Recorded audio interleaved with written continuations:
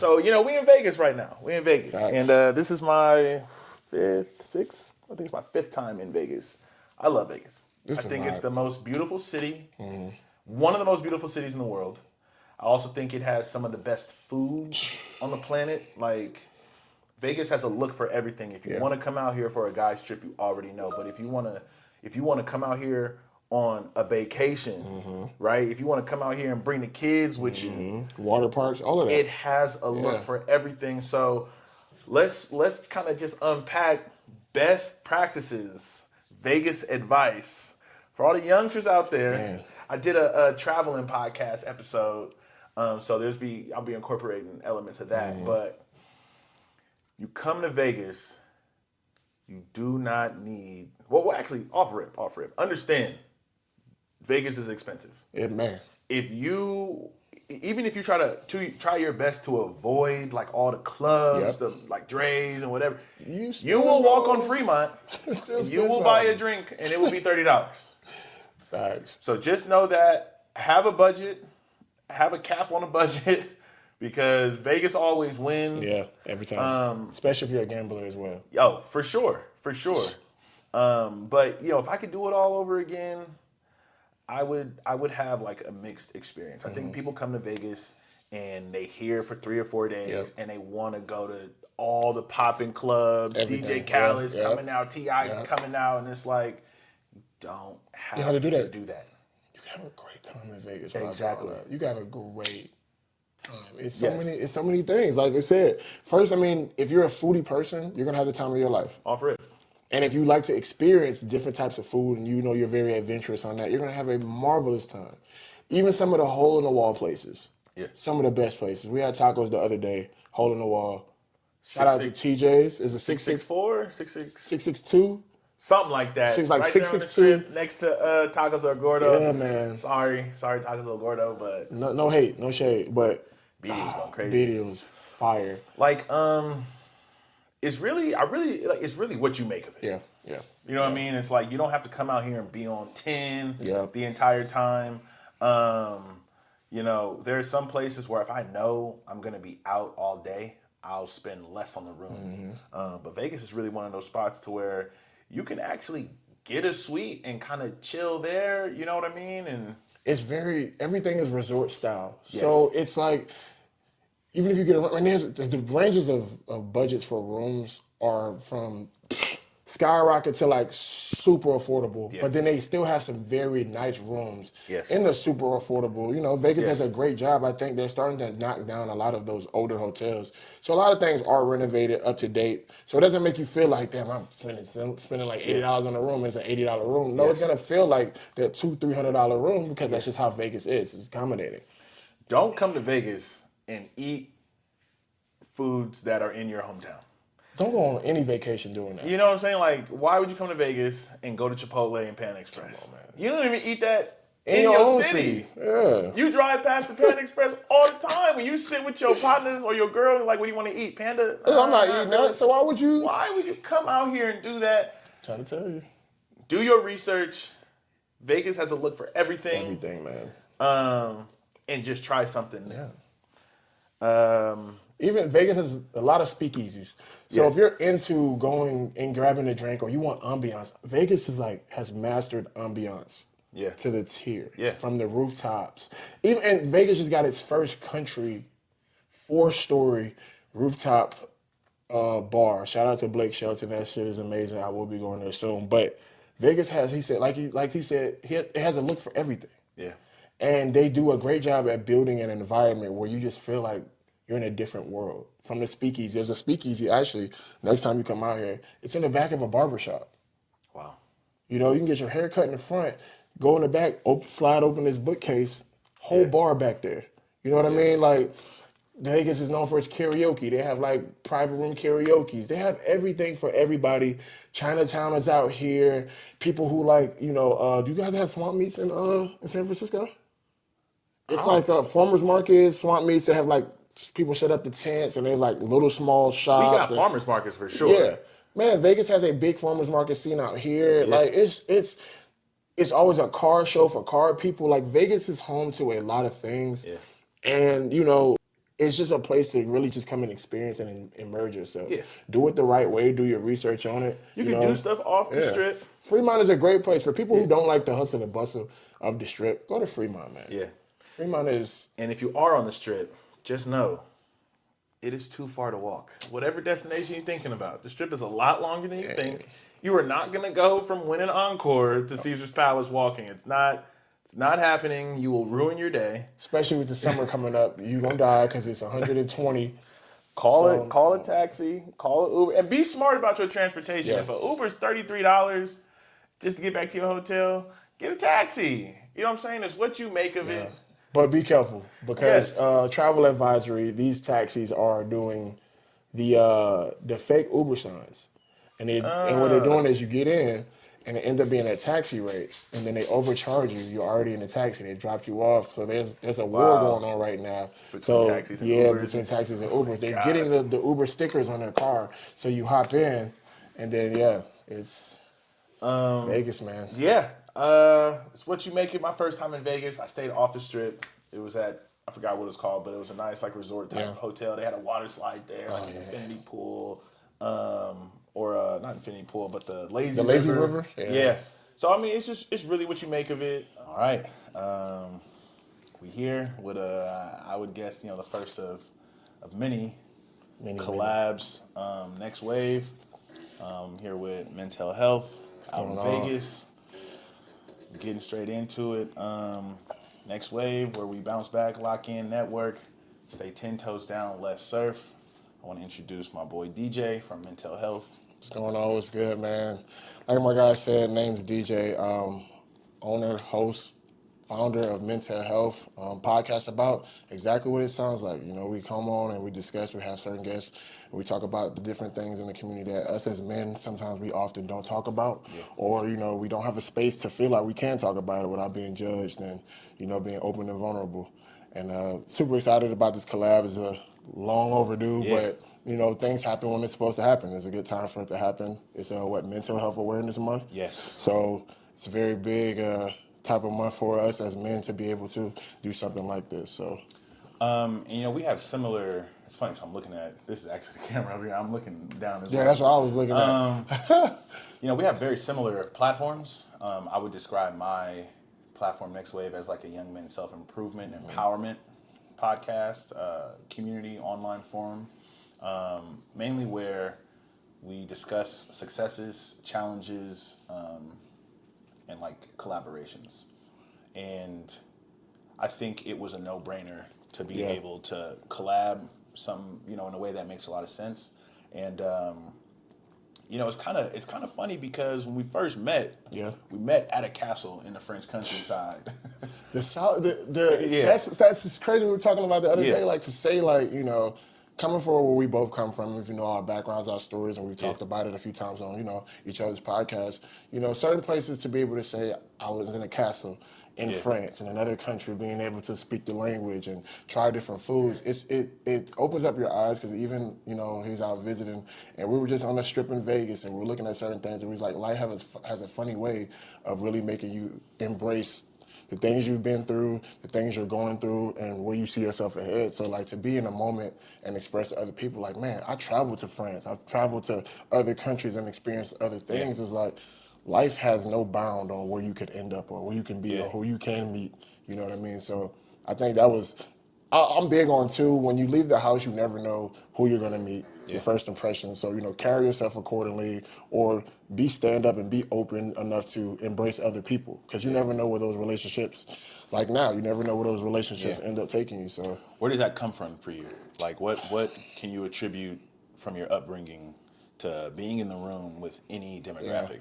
Honestly, I'm from Louisiana, so it's a very mixed culture in itself. We say people in Louisiana are a big bowl of gumbo. If you know what gumbo is, it's a collection of a lot of different things. But growing up, I went to a school where it was me and my brothers and sisters and probably about 4 or 5 black kids, which was me, my brothers, and my sisters, So I think being able to grow up in an environment that was, one, not like our own, but go back home and be back in our environment, it caused me to understand both walks of life. You know what I mean?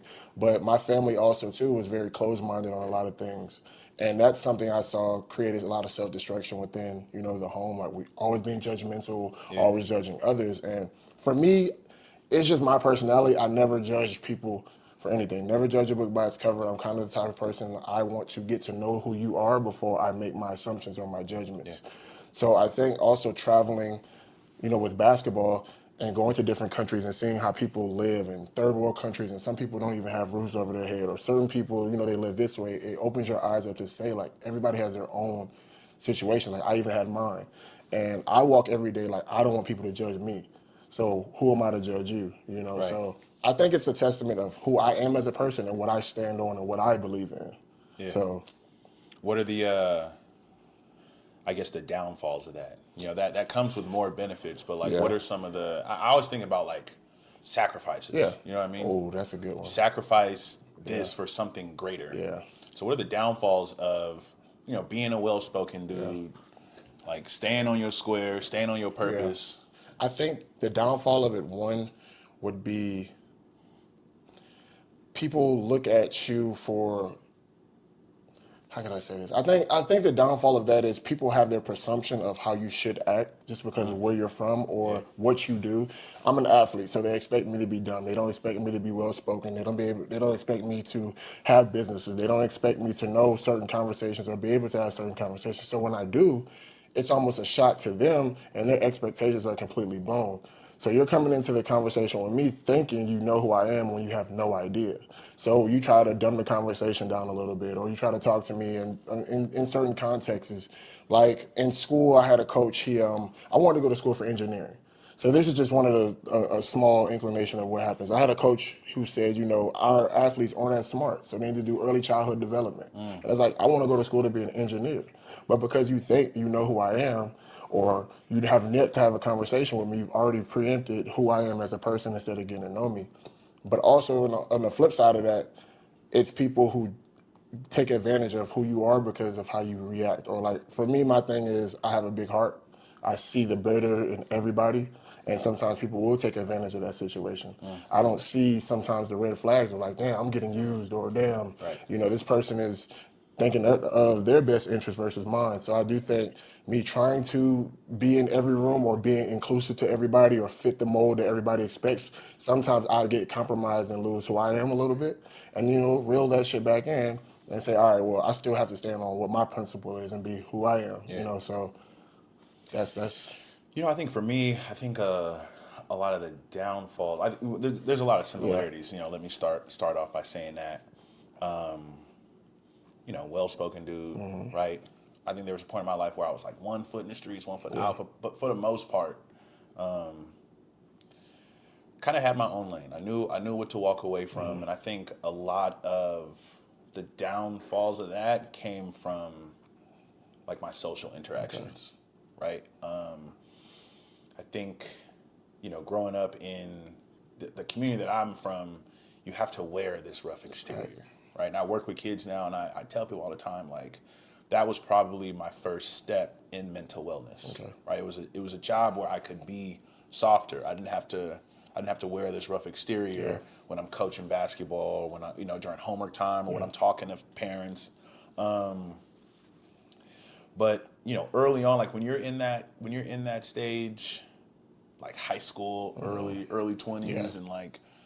It definitely shows up. I think I got tried more than a lot of people. You know what I'm saying? Like, and in the black community too, I think when you are not wearing that almost hyper masculine exterior, your masculinity is called into question, and sometimes your blackness is called into question. Right. And for me, it was. I don't know. It was just something to think about. It was something to contend with. It was like, hey, you can either be at peace with the world and be at war with yourself, or you can be at peace with yourself and at war with the world. And so, the first thing that comes to mind when I think about that is sacrifice, right? And I mean, we all have times that we have lapses in mental health, where it's like, oh, maybe I want to try this and see how far I can make it, but. I think a lot of the times too on that, and I have a lot of friends, our identity. Most of my circle is surrounded by athletes, if I'm being honest. Like, that's who I surrounded myself with. And I think navigating from an athlete to more so of a role where you're getting into life and you figure out who you are, I think that gap from not playing sports anymore to figuring out who I am as an adult, they get lost in that area, which causes a lot of mental health, which was another reason, you know, my podcast came into about, because I've been in that gap of who am I outside of this, you know, figuring out what career path I want to go on, figuring out, you know, my relationship, figuring out, you know, what's next steps for me.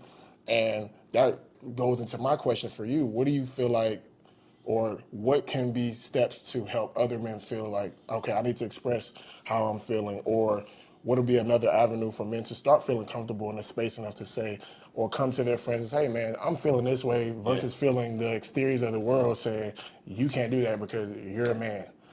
Yeah. You know what I mean? That's a good one. Well, I think I try to keep facts, statistics, and results at the center of any conversation or interaction. Because I think we all advocate for ourselves through our behaviors, especially when we're young. But we all have desired results of who we want to be and how we want to show up. So just aligning yourself, if you want to be in this area, you need to be in alignment with the behaviors and actions and the relationships you're building that forge success in this area, right? And again, going back to sacrifice, if you want to do well in school, you're probably going to have to miss a few parties. Right. You know what I'm saying? If you want to have a successful relationship, you're going to have to turn down people. You know what I'm saying? So I think at the end of the day, when young men understand the harsh realities, the earlier they get it, the better off they'll be. Because there are some harsh truths that I think people like to fight the truth, you know? And I think that fight can be an internal battle sometimes, which I think may trigger a lapse in mental health. But, you know, I was talking to C. Lee, he's like a Bay Area influencer. You know, I'm from San Francisco, and he always talks about mixing the honey with the medicine, right? So being able to give you the guidance and directives that you need to hear, but doing it in a way that's palatable, doing it in a way that's respectful, that's empathetic, that's compassionate, maybe some humor in there, right? So I think that's a really good example to follow. Admittedly, sometimes I don't have enough of the honey in there, right? Especially working with kids, but coming from a place of like, where do you want to be? Let's work backwards. Right. But what do you think? Why do men need a safe space? Why can't we just fall into the social script of what it means to be a man anymore? I honestly think from the perspective, like I said, the reason I started my podcast was I felt it was an outlet for me to finally feel, you know, no one is able to judge what I'm saying because it's my thoughts, how I feel. I can express it. I can show the world this is how I'm feeling. And I personally don't care about the backlash of how you feel or what I've been through my life. And I realized once I started the podcast and I started opening up more about my life and I started speaking more about it, a lot of the weight that I've had, some that I didn't even know I had, started to feel less and less and less. I feel like we get so consumed on who we're supposed to be versus who we want to be in life. And it gets heavy sometimes. You know, like being in a relationship, it's sometimes I don't go to my wife and say certain things because I'm like, in my head, I'm the man. Let me be macho about it. Let me handle the situation. And once I have it figured out and solved, I may go back and talk to her about it like, oh, this is what I was going through versus I should have did it when I was going through it and I was, you know, discombobulated. I didn't know how to go and move forward. But I think having a space for men to open up and talk about things because women do. Women have their girlfriends, they have the group chat, they have, you know, they go to their therapist and things like that, and they don't get frowned upon for bettering themselves, and that's a way of bettering themselves. They go to therapy, or I talk to my homegirls. Men feel like if we go talk to our guys, we're gossiping, or it makes us any less than a man, or, you know, I personally feel like, you know, more men need to have circles where guys are, hey man, are you good? Just checking on you. I can feel your energy is off. I'm a big energy person. Yeah. You know, if I come in a room or I come visit you or something like that, and I know how you normally are and your energy is off, that's a red flag. Yeah. And I think a lot of times as men, we ignore the red flags because it's like, I know he doesn't want to talk about it, versus at least asking him, because sometimes it takes, are you okay?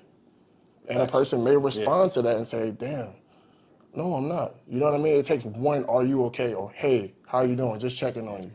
So I think it causes a cycle of, you know, stopping self-destruction of the mental state. If you asking and you're checking on men and you're creating a safe space. Yeah. So I think that's where it starts. Saying like, oh, I know I have the space, whether I use it or not, but I know if I go to DJ, you know, he's gonna always be able to, you know, talk to me or listen to what I'm saying. And I always, when my friends come to me, I'm all ears. I let them get their thing off, and I don't say anything. And I'm like, are you good? You done?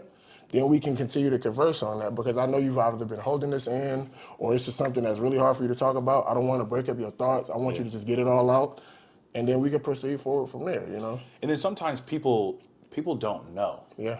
So how can you recognize like depression, and when is it time to see a therapist? I think it starts with not listening to other people's opinion, because, you know, therapy is frowned upon in the black community. It's very frowned upon. I'm confused. To be honest, at first, when I told my mom that I was into therapy, she didn't accept that. What do you mean you're in therapy? Like, why don't you come talk to me? I think in the community, we also have to realize, did you create a space for me to feel comfortable to come and talk to you about it? Yeah. Ask yourself that before you question what therapy is and what therapy does for people. Yeah. Damn, did he ever come to me? And what was my response when he did come? So that's probably why they feel a certain way about therapy, because it's like, damn, I should be the one. But it's also a generational thing too, probably. probably. No, for sure. I think this is the generation of like breaking that up. Yeah. And like, and we're more, this is also a generation where we're more vocal about everything. Because if you look at social media, we post our lives now. Yes. You can go back to Facebook. Oh, me and my friends are going to blah, blah, blah, blah. We're in a generation now where expressing yourself and being more vocal and being more open is a norm. So therapy now, the negative stigmatism on therapy now is starting to fade away, because it's like, I need to tell my story. And it's everybody's doing now. books now. It's cool now. But you know, it's also a trend that you can get behind because it forges good results. Yeah. It's to not be able to just stop, feel, think, choose, and act Yeah. in an appropriate manner. Like that's, are you kidding me? So how do you recognize when you're at a point where you need to reach out? I think a lot of people don't even recognize like what depression is, what anxiety is. It's just, I'm just feeling down. Yeah. So I think when it comes to depression, it's a raised elevation in your emotions, or it's a lower elevation in your emotions. Like I said, everyone has a pattern that they don't even recognize, but other people should. Yeah. You know what I mean? Like I said, I know certain friends, if I text them or I call them, and your responses are a little bit different, because I'm the same way. Like when I know when I'm going through my certain phases, like when I have my moments, my responses are a little bit shorter. I'm not as elaborate on when I'm talking to people. My energy is not that high. Like if you know me or around me, I'm a very goofy, very energetic, very outgoing person, but there are moments where I am going through something mentally and I'm in my head and my energy is super low. So I think being more attentive and intuitive to what other people have going on, being aware, just as you're aware of your surroundings, the people that you're around, you know, like with my wife, if my wife is going through something, or I may ask her, like, your energy is off, you know, just being very intuitive to what's going on with other people. And, you know, life happens. So that's why a lot of times we miss signs. And we do. And, you know, you go into it like, I apologize. Like, you know, it's no excuse. I do have life going on, which is putting yourself first, ultimately. So on the opposite flip side, you have to respect that. But then on the other side, it's what's going on, though. I'm here. I understand. So now next time you understand, you look for those same patterns. If not, you see what's going on differently than what their normal activity is. Yeah. So how does having too much pride and ego kind of play into mental health? Like, does it kind of mirror a mental health lapse? It's funny because I think pride is what causes a lot of mental health lapse, like depression. I'm fine. I'm good. You know, like, no, I'm going to be okay. It's that rough exterior I was talking about. Like, no, you're not okay. Yeah. You're not okay. You're having this mental battle with yourself, fighting what's wrong versus it's okay. I'm just going to take it on the shoulder. I'm just going to keep moving, pushing forward. Why? Because society says I'm a man, that's what I should do. Yeah. When in all actuality, just be you, be vulnerable, be open. Yes. How do you teach vulnerability? I think If you have a man yeah. who's in their late teens to mid 20s or whatever, Yeah. I've had to be like, this is my survival right here. Yeah. This is my survival. This is my reputation. Like, how do I open up? It's funny because it took me up until I got to this age to reverse that thinking. Reversing. That's the You know first what thing I that comes mean? to mind. And I Yes. think it starts with, spaces like this. It starts with people in your life. It starts with, going to different avenues that make you feel comfortable, because I think the moment my safe space a lot of times is my wife. Yeah. I have a voice. I'm able to speak, and that slowly chips away at feeling like I don't. And I never did have a voice to speak, or what I'm saying didn't matter, or people weren't checking on me when I was going through things. So I think it's little avenues and finding what that avenue is that helps you chip away. And like you said, create that reverse thinking of, I am okay, I'm enough, I could be great, I'm going to do great things. It's people who speak that life back into you, or it's spaces like this, like, people watch the podcast. I'm pretty sure they say the same for you. Like, man, you're doing something great. Yeah. You're talking about things that I wish we can talk about. Or people start to share their stories. There's a lot of people who have shared their stories with me just simply off of a few words on the podcast. And I always say, like, if I can just touch one person, or one person feels comfortable enough to say, you're helping inspire to speak my voice and understand and help other people realize, like, damn, I need to start checking on my friends. Because I have a segment on an episode, a couple episodes ago, and it's like, check on your friends. Yeah. You know what I mean? Check on your people. You check on your family. Like I said earlier, a simple, hey, are you okay? How are you doing? You just crossed my mind just thinking about you. That goes a long way for people. Yeah. You know? My platform is more of like a young men's lifestyle, right? And so one of the things I talk about is managing expectations, right? Enjoying the process, enjoying the journey, and social media really fucked everything up, right? And it's like 25-year-old man is on Instagram looking at, Dan Bilzerian and Brent Fayez pulling up to the club and is thinking like, okay, that's who I have to be. And it's like, if I don't have that, I'm less than. Yeah. And it's like, no, realistically, like 25 years old, you should be in that era where you're still driving a bucket. You know what I'm saying? Like, you should be in that era where you're still putting things in place, trying to collaborate positively and productively. And then understanding, like, it's a journey. Yeah. Why would you go through this and not enjoy The process of it all. Exactly. I was telling a friend of mine, I said, your 20s are your blueprint years. Yeah, facts. You're drawing a lot of things, you're erasing it, you're seeing what fits, what doesn't fit, what doesn't. And then once you get to your 30s, that blueprint should be scaled in. You should start saying, okay, this is the lane and avenue that I'm going through. Mind you, you may not be there yet in your 30s, but it still should be some type of, vision of where I'm going to be in the next 10 years. Because after 30, 10, you're at 40. You don't want to be the 40-year-old dude in the club, chasing the chicks, chasing the ladies, and trying to figure out what's going on today. You should really be, in that avenue, in that lane. So let me ask you this. What do you think will help navigate young men to start figuring out what their goals are in life? Because there's not a lot of mentors anymore. Like growing up, I'm pretty sure you had a mentor. That was a common thing. Or we called them OGs. But those were guys who said, hey, this is the blueprint to getting here. I would say, number one, practicing intentionality. I mean, it's a ton of things. Like, I'm gonna just start. Go ahead. Number one, practicing intentionality, and I think that starts with building skills you could leverage on the market. Okay. And whenever you go into something with passion, it doesn't feel like work. For all my musicians, athletes, right? Podcasters, streamers. Find something that you really enjoy. For me, I love making music. I love playing basketball. So I incorporate that into my work, right? And when I have something exciting coming up, I'm not waking up at 6 a.m. with dread, like, damn, I got to go into the office and deal with this person. Like, no. That's number one. And that's also tying into, like, having as much fun with it as possible. I say that a lot. Have as much fun with it as possible. But when you derive your purpose from your passion and a skill set, it's just going to come naturally. And then, just be ready to make sacrifices. I think a lot of life, it's kind of funny, but it's like playing defense, like on defense mode, and being able to avoid distractions, avoid toxicity, because there's a lot of life after high school. There's a lot of life after college. And, you talked about OGs from my community, man. Sometimes I'll see some of the OGs that was up 18 months ago, and they outside the corner store slumped. Yeah. And it's like, what happened? Yeah, what shifted? Yeah. Exactly. And so it's like, seeing that makes me realize that you can never be too far off your game.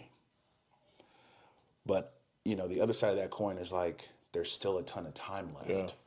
So like, if you do fall off, how do you get back? And my slogan is bounce back, lock in, network. Right. And so I think in that order, exactly. And then like the name Next Wave, a wave, I think about tides, comes in and out. You know what I'm saying? But yeah, the intentionality behind Next Wave, I've spoken about it quite a few times, but like the tides coming in, sometimes the tides are low, sometimes the tides are high. Right. You got to know how to still surf. Right. You know what I mean? And with there being a lot of time to fall off, I use that to my advantage. There's a lot of time to come back. And, one of the most life-changing things I've gotten involved in is coaching high school basketball, particularly high school, because the 20-point swings. You know what I mean? Like, we're talking about, you've seen a team in high school, more than college and professional. I've seen a team that's down 20. Yeah. And by the middle of the fourth quarter, they're down 3. Yeah. That momentum swing, right? And so I think about that all the time. But bounce back, lock in, network, like that's a formula as a coach. Know when to use your timeouts. Knowing how to take advantage of the time between quarters, how to take advantage of the time in halftime, right? Moments of calm forges clarity and reflection. How can we attack this in a different way? And I think, just me being able to nerd out on something as profound as my life trajectory it's so rewarding. Yeah. I'm too curious to see what's next, to crash out at this point, right? My life trajectory is too precious to me, and I really want to be able to kind of implement that idea into the minds of an entire generation. Because it should be the same thought process. Exactly. Yeah. But just working backwards, right? I forgot who it was. It was I think he's a therapist on YouTube, but he said, I've seen my parents on average 3 times a year in the past 5 years. And my parents are in their 60s. Yeah. And then he was like, given the life expectancy, multiply that by the times you've seen your family. And it's like, I probably only have 10 times to see my parents before crunch time. Damn. And just using that, right? Logic, just basic, exactly. Facts, data, statistics, right? You can kind of map out where you're going to be. Yeah. You can kind of predict it based on the lifestyle that you live if you really put enough thought into it. But that's combining that logical thought with the emotional effects as well. Yes. Because you have to have, like you said, you have to have some type of empathy in whatever it is you're doing, or passion. That's the emotional thought process of someone. The logic has to make room for the feelings. Exactly. So and then the logic comes from, how do we make this make sense? The numbers. The actual facts that come with trying to do what it is you're trying to do. So you have to find that. You have to be able to find that balance. Which goes to my question: what is it that you feel like now that you're navigating through, and what do you think has helped you navigate through those different, I would say definitely my relationship. I just celebrated my first year of marriage a couple weeks ago. Beautiful thing, man. Congratulations on that. Beautiful thing. Yes, definitely. Yeah. Career growth, right? This podcast, but more so like, how am I showing up for people? Right. right? And there's just so many nuances that go into that. Like on the last one I just did with Chase, baby. Shout out to Chase.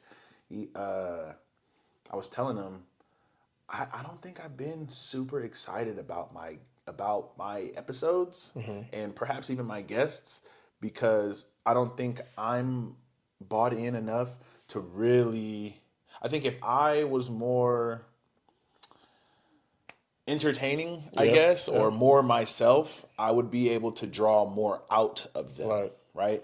But then again, it's like walking this line, balancing that.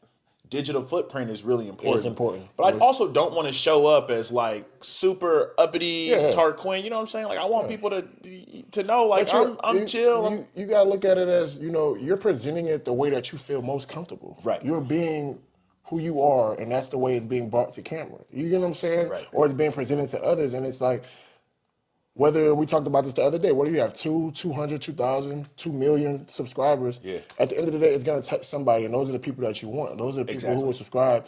It's quality over quantity. And that's in everything in life. You know what I mean?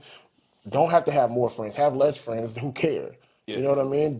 Yes, the job may pay more, but you're fucking miserable. Yeah. You know what I mean? It depends. It's quality over quantity with everything in life. Yes. And I think, it goes into mental health as well. We can't be too hard on when we don't see the results that we see immediately. Yes. Because I think that is false advertisement, I will say, because we're believing in something that we know we're not there yet, or we haven't worked that hard to get to that point yet. And it's okay to not be at the peak yet, because you're taking your steps to get there, and the expectations is high. It's good to have high expectations. Right. You're reaching for that. But don't beat yourself up when it's not in the timeline, which causes you to start comparing what you're doing from everybody else. Look at his podcast, or look where he's driving, or look where, you know what I mean? Comparison, it kills, bro. It kills the mental states of a lot of men. That's what I was talking about, expectations. Yeah. I got partners who are like, listen, I have to deactivate my Instagram account. I have to. Man. Social media is fucking it up for everybody. Yeah. And like being raised in the 90s, like, you go outside and ride your bike, kick it, chill, be yourself. It was all good, but social media is just exacerbating all of the negative parts of the social dynamic and really focusing on, or it's really like presenting social hierarchy. So-and-so doing this, so-and-so stepped out to Dubai, so-and-so stepped out to Hong Kong. And you're not doing that. He not, exactly. Yeah. And it's like, your time is coming. Exactly. Like, put your head down and lock in. Exactly. And then just like resilience is key. Yeah. Going back to answer that previous question, knowing when to call a timeout. How do we stop the bleeding? Right. How do we bounce back? The first thing you got to do is figure out how to bounce back. Yeah. I think a lot of people really get discouraged when they fall off. And it's like, dude, we all have highs. We all have lows. Just like the tides. Just like the waves. You know what I'm saying? It's like, how do you bounce back? Once you bounce back and you create that calm and that moment where you can map out and plan what's the next move. Clarity and reflection. Now you got to come up with that plan. Lock in. Dig your feet into the sand so you don't drown, so you don't get knocked over by that wave, right? And stay off the fear of missing out wave, man. Like, it's okay. You don't have to be in the scene of everything. Yeah. It takes, like you said, sacrifice earlier. A few no's could be for the common greater of a yes. Yeah. You know what I mean? Or missing out on that one party, missing on that one trip, knowing that you have things that you're trying to do in your life. Or, people who want to get in the gym, people who want to be healthy. Miss out on that cheat meal and try to find an alternative. Like, you have to find a way, like you said, to map out where you want to go in life. And it's okay to miss out on the things that you think you need, because those things are just are momentary gratification things at the end of the day. Facts. Ultimately, anyway, like a lot of the bad choices we make are just momentary lapses, versus those momentary lapses can cause long-term damage. Like I've had certain situations where, I felt like, but I was going through a lot of things, and I do think, I'm very vulnerable about this. I used to say that, drinking used to be, a coping mechanism, and I was honest with people about that. But I looked at it as, I'm just getting drunk right now because I'm going through something. But long-term effect, it affected so many more things in my life, which was, my weight, if you know me, I've always been a fit person. But I know the moment that I started using drinking, my weight picked up. My emotions flared. My patience got thinner. But again, those are momentary lapses of thinking this could be fixed quickly when it has a long-term effect. My wife used to tell me all the time, like, your energy is off when you are drunk. Yeah, I may be a little bit more happier, and I may be a little bit more outgoing, outspoken, but it's not who I really am, and it was just a momentary lapse. And I think taking a step back, like I wasn't like one of those abusive, crazy, angry drunks. Sure. It just, my energy wasn't who I was as a person solely off of a moment of, I'm not feeling good right now. I'm not okay right now. Let me try to fix it instantly, which is another thing. We always want to fix things instantly when it's a long-term thing. Work on yourself, talk to yourself, like you said. Reassess the situation, stop thinking about it. How can I fix this? How can I be better? And then move forward and pivot from that. So, yeah, no, that's facts. I think that's the formula. That's the formula. And just keeping that at the center of all interactions is just, what I'm saying, I think probably going to benefit you the most. I don't think a lot of people realize they do it though. Yeah. Like they fall off. They say, wait, whoa.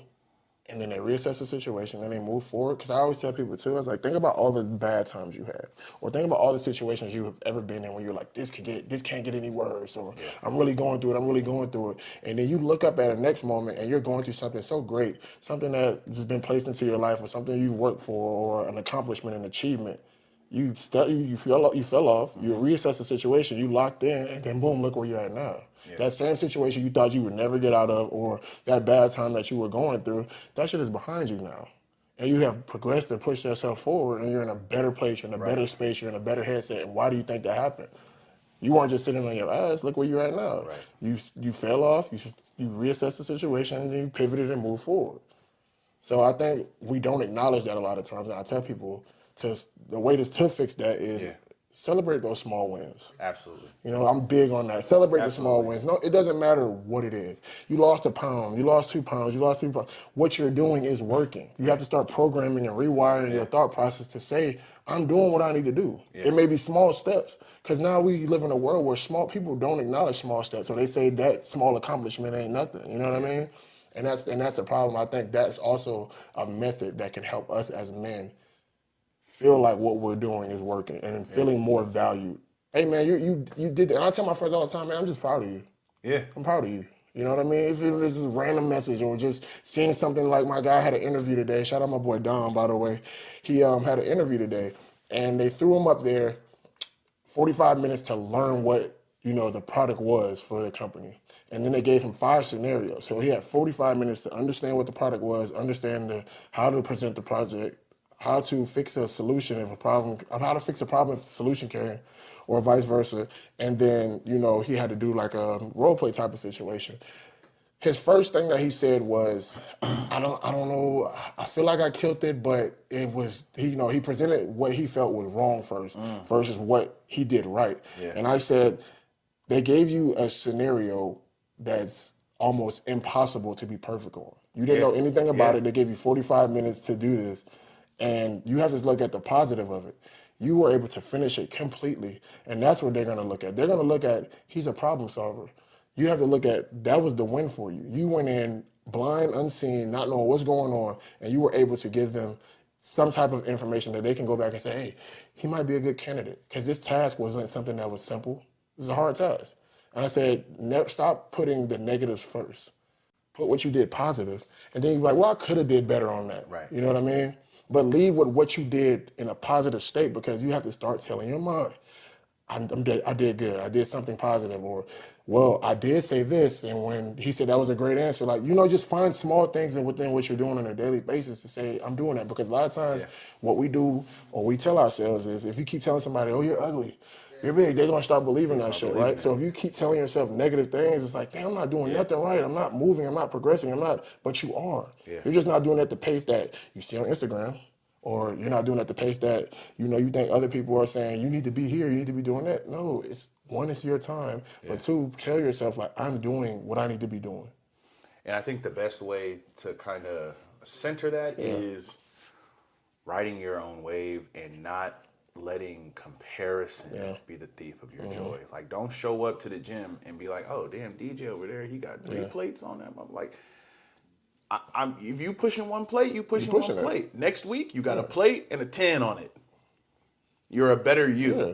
Your former self is your only competition. Yeah. And I think when you keep progressing, you be like, damn, I'm finally at 3 plates. It took me 18 months, but I'm here. Because think about it. If you see that, you know you on one plate. Yeah. Next day you go try to do 3, that shit is on your chest and your shit is broke. So what does it tell you? No, this shit is not for me. Yeah.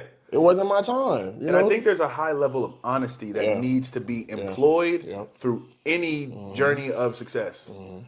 Is this my level? Yeah.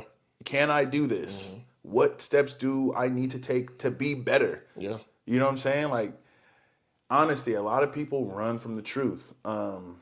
Scared exactly. Scared of that. But that's a good point you made. And speaking of pivots, I kind of wanted to pivot now. And I know you're in a relationship. Man. You're married. Man. I'm married, newlywed, you know what I'm saying? It'll be 2 years for me in July. Oh, yeah. Ooh. Still very new. What was the biggest adjustment within your first year and a half of marriage? I would say honestly, because I mean, if you go from dating, which that's what we're doing before we get married, and everyone's still on their own path.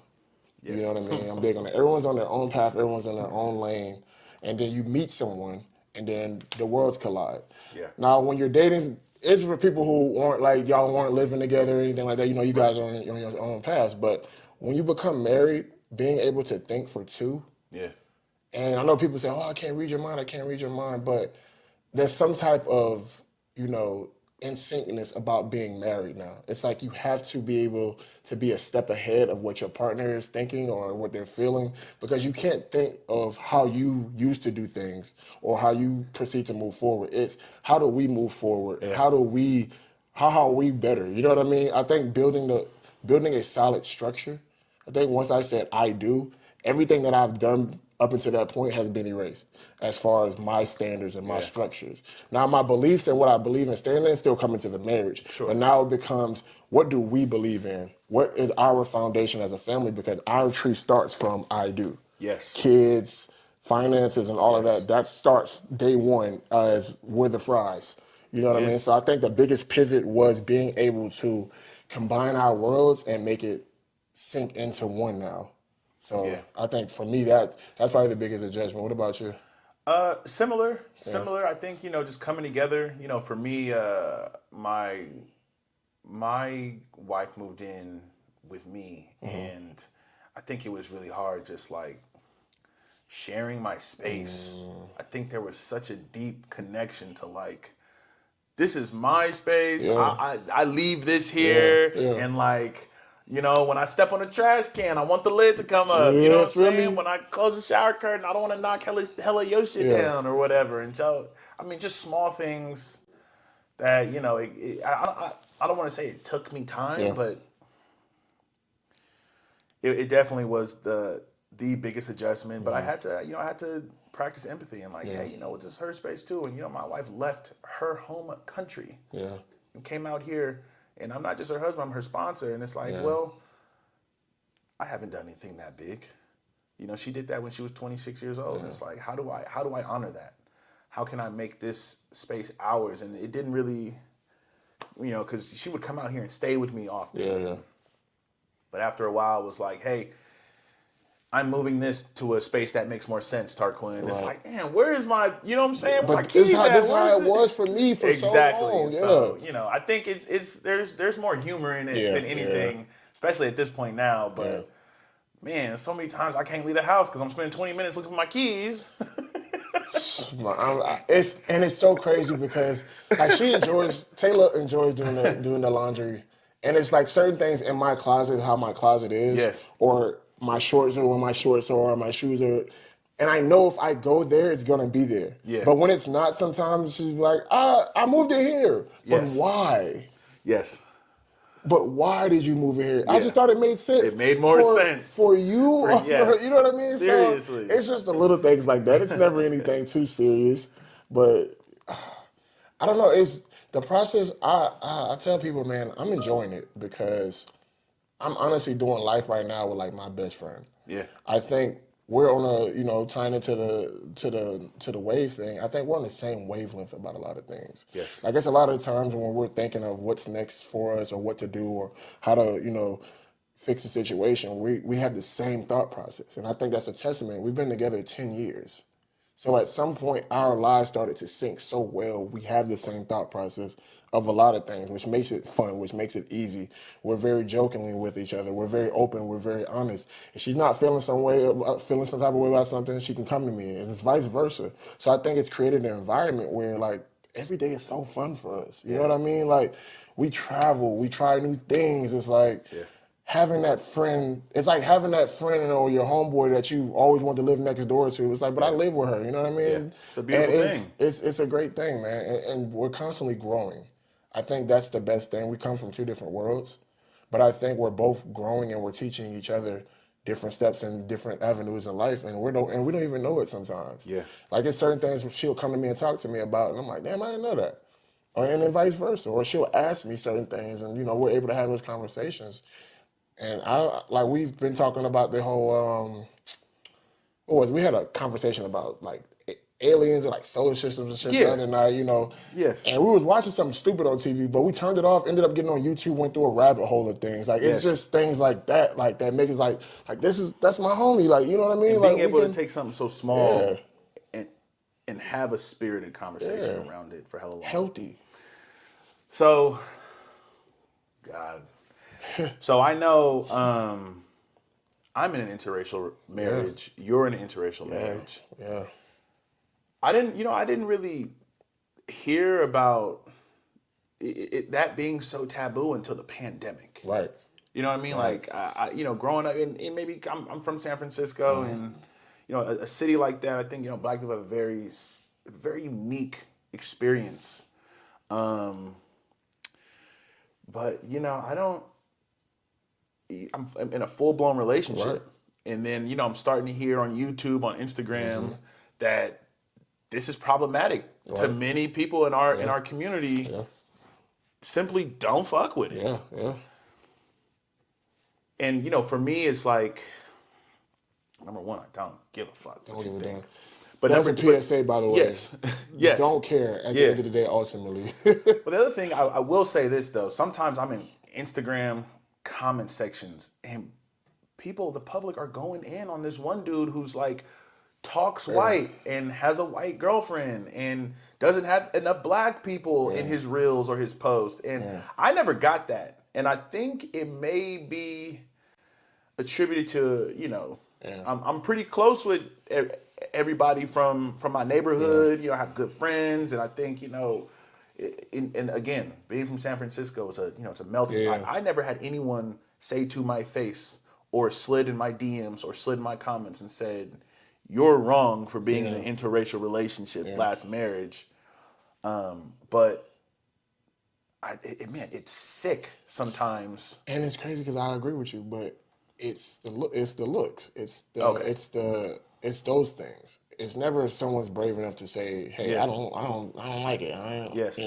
Or they're safe enough, or they're brave enough to do it, like you say in the comments. I've never had like the comments or certain things like that. But matter of fact, no, actually, that's a lie. So my best friend, my best man at my wedding, actually posted the photos from our wedding. Yeah. And his post was, "I'm proud of you, brother." And in the comments was another Black guy saying, "How does this make a brother proud?" And it's like, what do you mean? And for me, when I see stuff like that, my knee-jerk reaction is to provide a response. Yeah, like I would really tell you, I'll really give you a new one. But it's like, is it deserving?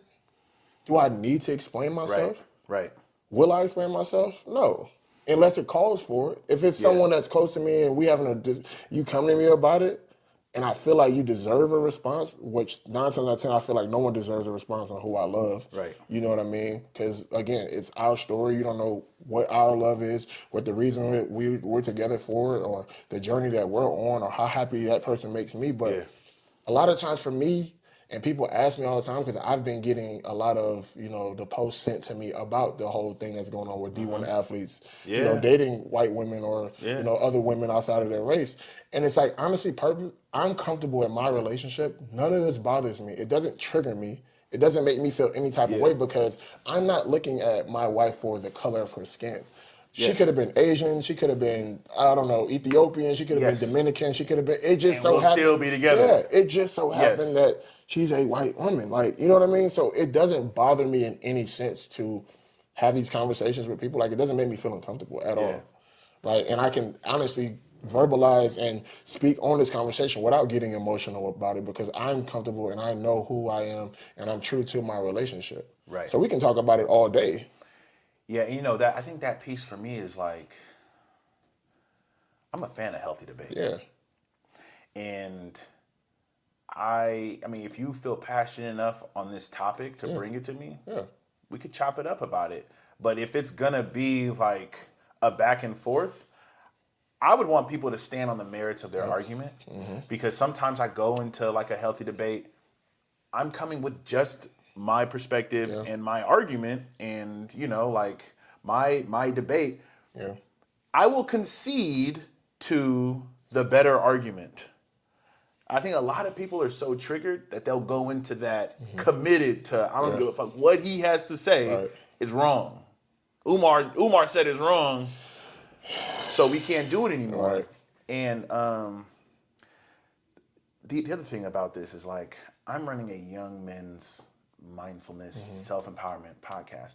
Why would I tell young men to work on themselves and practice a high level of intentionality, but not do that when picking a partner? And it's like, what are you leading with when you pick a partner, right? I'm leading with that connection, that family legacy piece, right? Let's come together and find alignment politically, religiously. Like, where we want to raise our kids at? So there's so much that goes into that. That's the substance. Yeah. That's the meat and the potatoes of it. Yeah. I'm not coming to it and saying, hey, no, you got to be this skin color, or you got to have this level of swag, or yada yada yada. I don't. Those are shallow attributes. The physical, but the physical, of course, I'm not going to sit here and say the physical doesn't matter. Yes. Someone attractive and appealing. Right. But like you said, the meat and potatoes is what is grounds for what brings us to marriage. Yes. Or ultimately what's going to be, what makes this forever is what substance do we have that is contributed to each other. Right. Like you said, being in line, political, financial, thought on kids and all that shit. It has to make sense. And the other piece is I've been called a cornball for leading with that.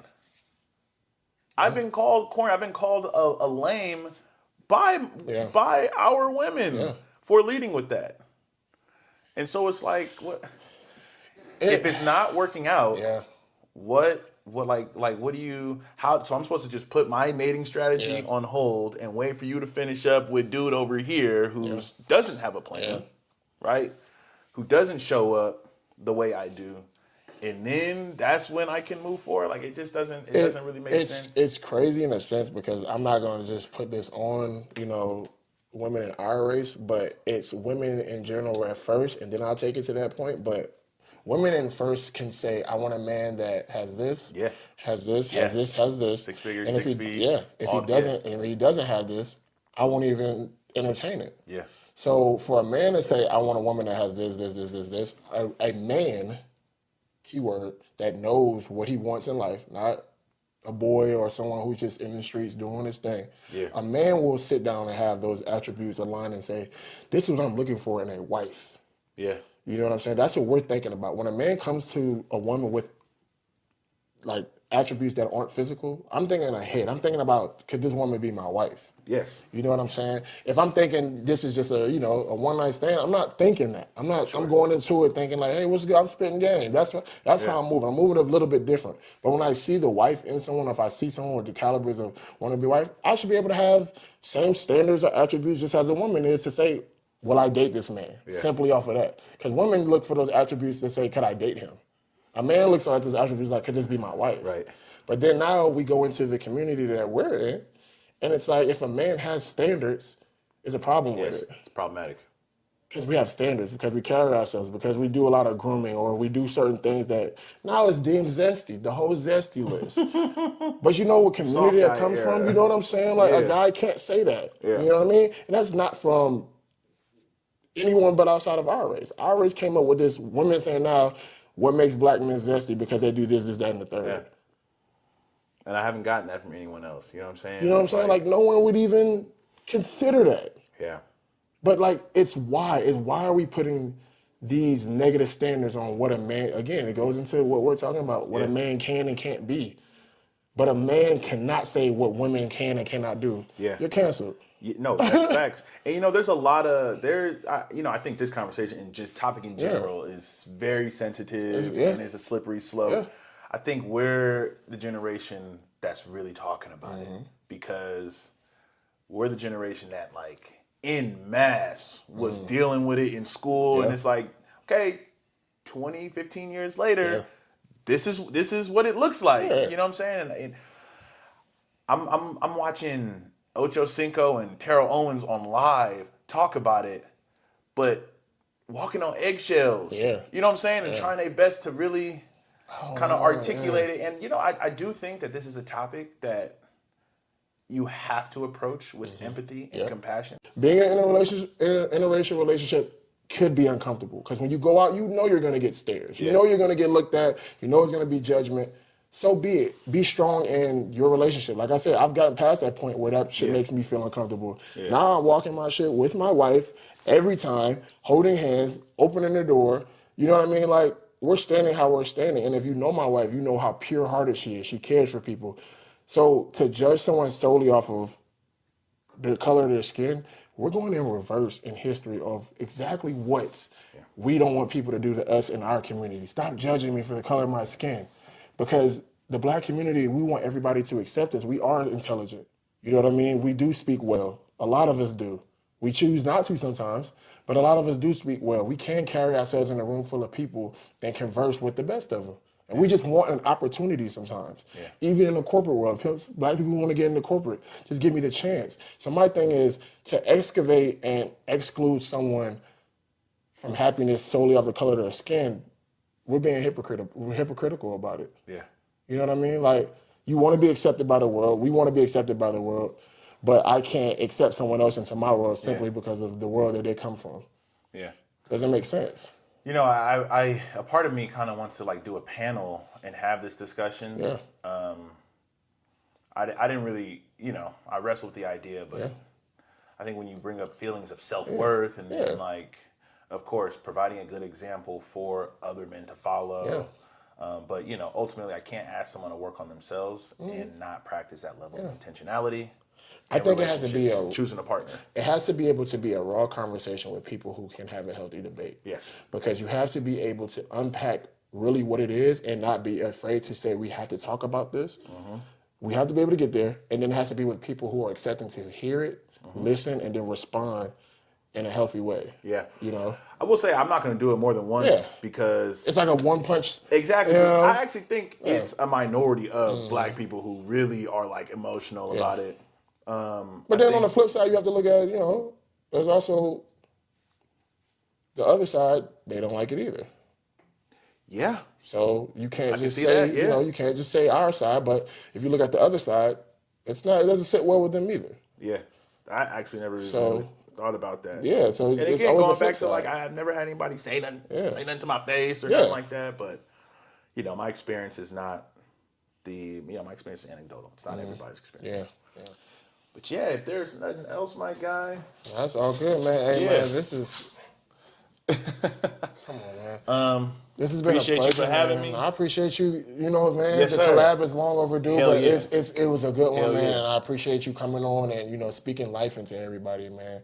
And that's big. We need more people speaking more life into not only the youth, but, you know, men as well. You know, like I said, I'm big on speaking that life and giving that energy back to people that's positive. Yeah. But I appreciate this, man. It was great to be on, man. And, you know, I think we got a good one here. And you got to pull up to the city. Yeah. Yeah, I'm going to take care of y'all. Pulling out. We got to, you know, we got to host, I'll host the next collab. Yeah. But yeah, it's going to be a good one. For sure, man. Appreciate you for having me. Appreciate you, big guy. Appreciate y'all for tapping in. Till next time, keep surfing. You already know, man. Good vibes only. Hell yeah.